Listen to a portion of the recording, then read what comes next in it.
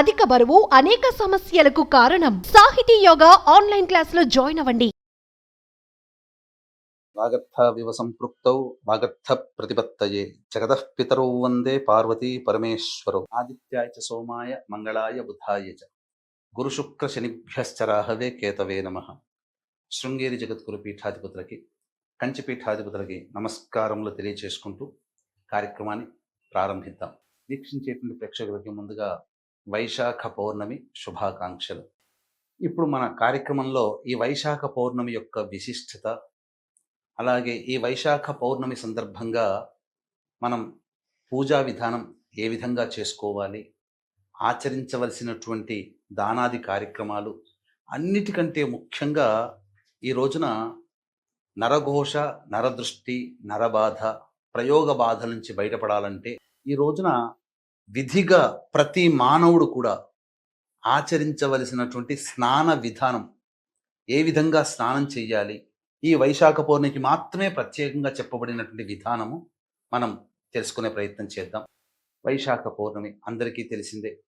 ముఖ్యంగా కార్తీక పౌర్ణమి శివ సంబంధంగా ఎంత ప్రాముఖ్యత కలిగి ఉందో అంతే విధంగా వైశాఖ పౌర్ణమి విష్ణు సంబంధముగా ప్రాముఖ్యత కలిగినటువంటిది. విష్ణు సంబంధంగా ఉన్నటువంటి అల్వాళ్లలో ప్రముఖుడైనటువంటి నమ్మళ్వార్ జన్మించినటువంటి రోజు ఈ వైశాఖ పౌర్ణమి. అంతేకాకుండా విష్ణువుకు సంబంధించినటువంటి అవతారాలలో కూర్మ అవతారం, అనగా క్షీరసాగర మథనానికి బేస్గా ఉన్నటువంటి కూర్మము అవతార స్వరూపము ఈ రోజున జన్మించింది. ఇంతకు ముందు రోజున వైశాఖ శుద్ధ చతుర్దశి నరసింహస్వామి అవతార స్వరూపమైతే, ఈ వైశాఖ పౌర్ణమి మరుసటి రోజున, అనగా చతుర్దశి మరుసటి రోజు వచ్చే వైశాఖ పౌర్ణమి కూర్మ అవతారము. అందుకనే మనకు శ్రీకాకుళం జిల్లాలో ఉన్నటువంటి శ్రీకూర్మంలో ఈ రోజున విశేషంగా పూజాది కార్యక్రమాలు జరపబడతాయి.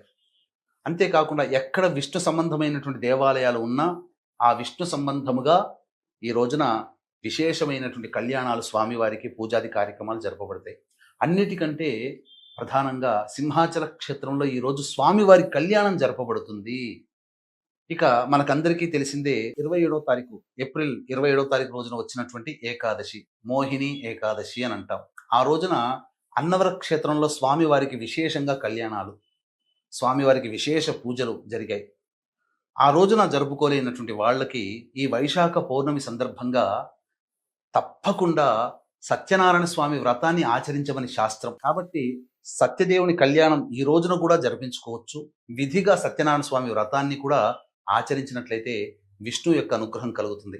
ఈ రోజున ప్రధానంగా విష్ణువుని, లక్ష్మీ సమేతుడైనటువంటి విష్ణు విగ్రహానికి కానీ, చిత్రపటానికి కానీ తులసీమాల వేసి లక్ష్మీ అష్టోత్తరము, అలాగే విష్ణు సహస్రనామ పారాయణం చేసి పంచోపచార విధానంగా లేదా షోడశోపచార విధానంగా పూజ జరిపి స్వామివారి అష్టోత్తరముతో అర్చన చేసి చక్కగా అభిషేకము జరిపించి నైవేద్యముగా ఆవు పాలు, దానిమ్మ పండ్లు నైవేద్యంగా పెట్టి, అవకాశం ఉంటే ఆ రోజంతా కూడాను ఉపవాసం ఉండవచ్చు.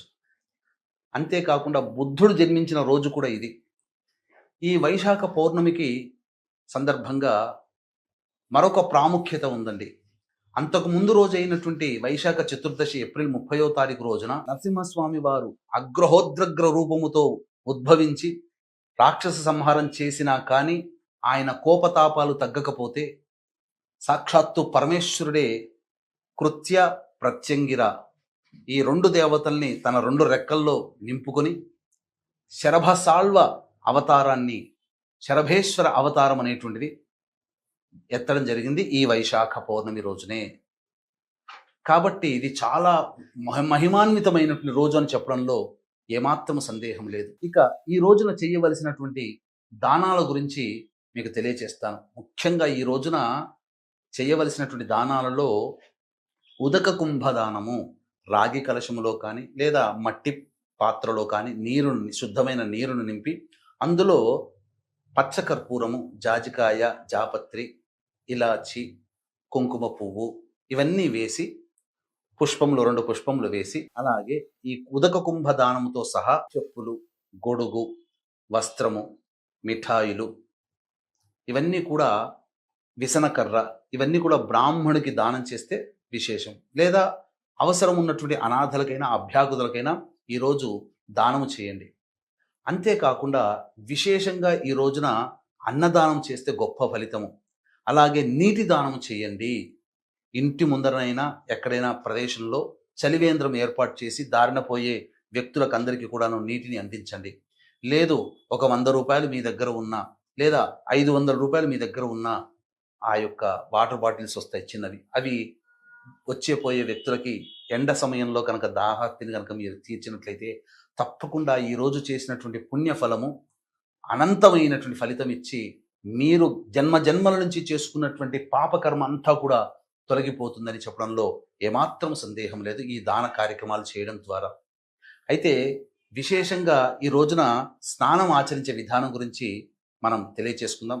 ముందుగా వీక్షించేటువంటి ప్రేక్షకులకి కూడా ఈ యొక్క వైశాఖ పౌర్ణమి సందర్భంగా మన పీఠమాధ్వర్యంలో మీ జాతకరీత్యా కలుగు విద్య, వివాహ, ఉద్యోగ, దాంపత్య, అనారోగ్య సమస్యలు, శత్రుబాధ, నరఘోష, నరదృష్టి, వీసా ప్రాబ్లమ్స్, ప్రయోగ బాధల నివారణకి మరియు మేష, మిథున, కర్కాటక, సింహ, కన్య, వృశ్చిక, ధనుస్సు, కుంభ, మీన రాశుల్లో జన్మించిన వారికి శనిదోష నివారణ హోమాలు, ఈ సర్వదోష నివారణ పూజల హోమాలలో భాగంగా మే 1వ తారీఖు రోజున వైశాఖ పౌర్ణమి సందర్భంగా సాయంకాలం 6 గంటలకి ప్రారంభమవుతాయి. ఈ కార్యక్రమంలో నమోదు చేసుకున్నటువంటి వాళ్ళకి శక్తిపాతం చేసినటువంటి కరుంగలి మాల ఇవ్వడం జరుగుతుంది. అవకాశం ఉన్నటువంటి వాళ్ళు మే 1వ తారీఖు సాయంకాలం 5 గంటల లోపల ఈ కార్యక్రమంలో మీ గోత్రనామాదులు నమోదు చేసుకోవచ్చు. ఇక విధిగా స్నానం ఆచరించబడినటువంటి సందర్భంగా ఎప్పుడు కూడా సముద్ర స్నానము చేయకూడదు. ఎందుకంటే తన దారికి అడ్డు వచ్చాడనే ఉద్దేశంతో కోపోద్రిక్తుడైనటువంటి అగస్త్య మహాముని సముద్రాన్ని మింగివేసినటువంటి సందర్భంగా తిరిగి సముద్రుడు వేడుకోగా వదిలివేసే మార్గము అతని పురీషనాళము ద్వారా బయటపడ్డది. ఈ పురీషనాళం ద్వారా బయటపడడం ద్వారా సముద్రము ఉప్పగా మారింది. అప్పటి నుంచి అందుకనే తాగడానికి ఆమోదయోగ్యము కాదు. అందుకనే ఎల్లవేళలా అపవిత్రమవుతాం సముద్ర స్నానము గనక చేసినట్లయితే. అందుకే సముద్రము దాటి వెళ్ళినటువంటి వ్యక్తికి మళ్ళీ తిరిగి వచ్చిన తర్వాత ప్రాయశ్చిత్తాలు చేసుకోవాలని చెప్పి శాస్త్రం. అందుకే మనం సముద్రం దాటకూడదు. కానీ ఈ సముద్రుడు అపవిత్రుడైనటువంటి కారణం చేత వేడుకోగా కొన్ని ప్రత్యేకమైనటువంటి పర్వదినాలలో ఈ సముద్ర స్నానం ఆచరించడం చెప్పబడింది. అటువంటి పర్వదినాలలో మహిమాన్వితమైనటువంటిది వైశాఖ పౌర్ణమి. ఈ వైశాఖ పౌర్ణమి సందర్భంగా సముద్ర స్నానము విధిగా ఆచరించాలి. అయితే ఎవరైతే నరఘోష, నరదృష్టి, నరబాధలతో ఇబ్బంది పడుతున్నారో, సమస్యలతో ఇబ్బంది పడుతున్నారో, ప్రయోగ బాధలతో ఇబ్బంది పడుతున్నారో అటువంటి వాళ్ళు కరక్కాయ తీసుకొని సముద్రానికి ఎదురుగా ఉండి క్లాక్ వైజ్ డైరెక్షన్గా 3 సార్లు, యాంటీ క్లాక్ వైజ్ డైరెక్షన్గా 3 సార్లు తల చుట్టూ తిప్పి ఆ సముద్రంలో వేసి సముద్ర స్నానం ఆచరించండి. తద్వారా ఈ వైశాఖ పౌర్ణమి సందర్భంగా ఈ విధంగా చేసినటువంటి సముద్ర స్నానం ద్వారా మీకున్నటువంటి నిజంగా ప్రయోగ బాధలు, నరదృష్టి, నరఘోష తొలగిపోతాయి. ఒకవేళ ఇది తంత్రశాస్త్రంలో చెప్పిందండి కాబట్టి ఖచ్చితంగా ఫలితం ఇస్తుంది. ఒకవేళ ఇప్పుడు నగరాల్లో సముద్రం ఉండదు కదండి, మరి అటువంటి మేమేం చెయ్యాలి అని చెప్పి చాలా మంది అడగవచ్చు.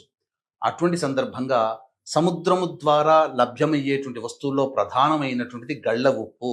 కాబట్టి మనం స్నానం చేసే బకెట్ నీటిలో గళ్ళ ఉప్పు వేసి కరిగిపోయిన తర్వాత కరక్కాయని 3 సార్లు clockwise, anti clockwise డైరెక్షన్గా తిప్పి ఆ నీటిలో వేసి ఆ స్నానము చేసినట్లయితే తప్పకుండా సముద్ర స్నానం చేసినటువంటి పుణ్య ఫలితం మన ఇంట్లో ఉన్నాయని దక్కుతుంది. ముఖ్యంగా ఆ సముద్రం విధానంగా సముద్రంలో కానీ లేదా ఇంట్లోనైనా చెప్పిన విధంగా స్నానం ఆచరించినటువంటి వాళ్ళు అగస్త్య మహామునిని మనసారా స్మరించుకుంటూ స్నానం ఆచరించండి. తప్పకుండా మీకు ఆ స్నాన ఫలితం దక్కుతుంది. అలాగే మహామహిమాన్వితమైనటువంటి వైశాఖ పౌర్ణమి సందర్భంగా ఈ సంబంధించినటువంటి మీ జాతకరీత్యా కలుగు అన్ని రకాల సమస్యల నివారణకి సర్వదోష నివారణ పూజల హోమాలు సాయంకాలం 6 గంటలకి ప్రారంభమవుతాయి. కాబట్టి మే 1వ తారీఖు సాయంకాలం 5 గంటల లోపల మీరు గోత్రనామాదులు నమోదు చేసుకోవచ్చు. ముఖ్యంగా కాలసర్పదోషముతో బాధపడేటువంటి వాళ్ళు ఈ వైశాఖ పౌర్ణమి సందర్భంగా లక్ష్మీ నరసింహస్వామి వారి కళ్యాణం జరిపించినట్లయితే తప్పకుండా సందర్భంగా ఉన్నటువంటి దోషాలన్నీ కూడా, కాలసర్ప దోషాలన్నీ కూడాను తొలగిపోతాయని చెప్పడంలో ఏమాత్రం సందేహం లేదు. ఈ విధంగా కార్యక్రమాన్ని అంతా కూడా ఆశాంతం విని ఈ మంచి రోజు ఉన్నటువంటి అవకాశాన్ని అందరూ వినియోగించుకొని దైవానుగ్రహానికి పాత్రలు కాగలుగుతారని నమ్ముతూ సర్వం శ్రీ ఉమామహేశ్వర పరబ్రహ్మార్పణమస్తు.